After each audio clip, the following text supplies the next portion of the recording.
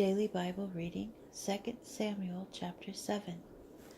When the king was settled in his palace, and the Lord had granted him safety from all the enemies around him, the king said to the prophet Nathan, "Here I am dwelling in a house of cedar, while the ark of the Lord abides in a tent." Nathan said to the king, "Go and do whatever you have in mind, for the Lord is with you." But that same night the word of the Lord came to Nathan, "Go and say to my servant David, thus said the Lord, are you the one to build a house for me to dwell in? From the day that I brought the people of Israel out of Egypt to this day, I have not dwelt in a house, but have moved about in tent and tabernacle, as I moved about wherever the Israelites went. Did I ever reproach any of the tribal leaders whom I appointed to care for my people Israel? Why have you not built me a house of cedar?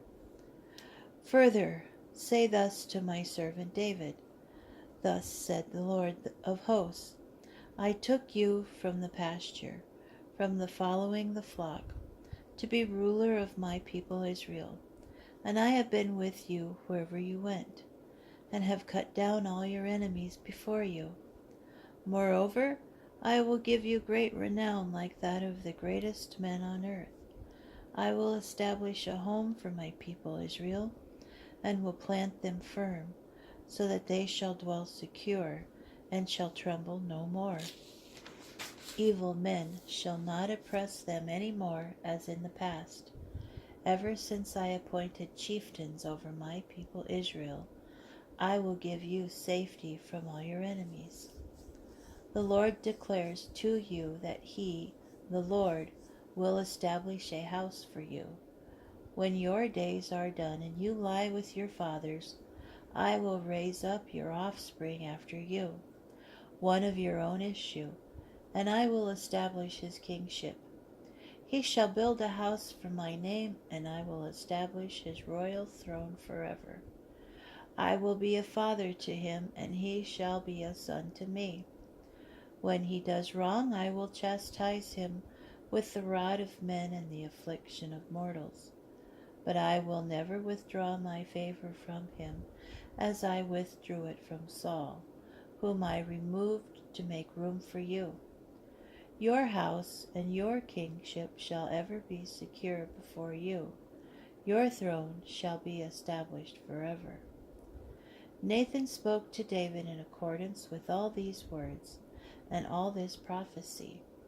Then King David came and sat before the Lord, and he said, "What am I, O Lord God, and what is my family, that you have brought me thus far?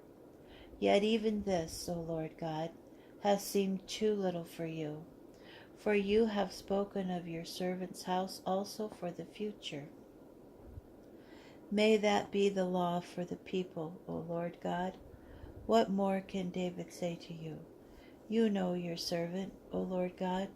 For your word's sake and of your own accord, you have wrought this great thing, and made it known to your servant.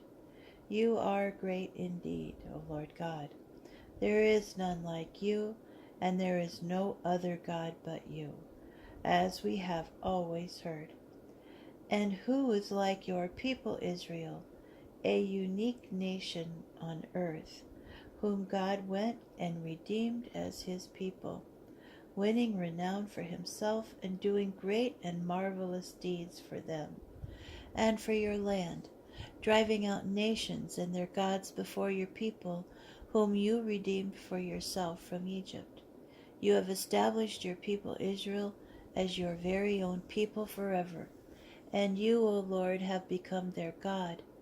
And now, O Lord God, fulfill your promise to your servant and his house forever, and do as you have promised, and may your name be glorified forever, in that men will say, the Lord of hosts is God over Israel, and may the house of your servant David be established before you, because you, O Lord of hosts, the God of Israel, have revealed to your servant that you will build a house for him. Your servant has ventured to offer this prayer to you. And now, O Lord God, you are God, and your words will surely come true. And you have made this gracious promise to your servant. Be blessed, therefore, to bless your servant's house, that it abide before you forever. For you, O Lord God, have spoken. May your servant's house be blessed forever by your blessing.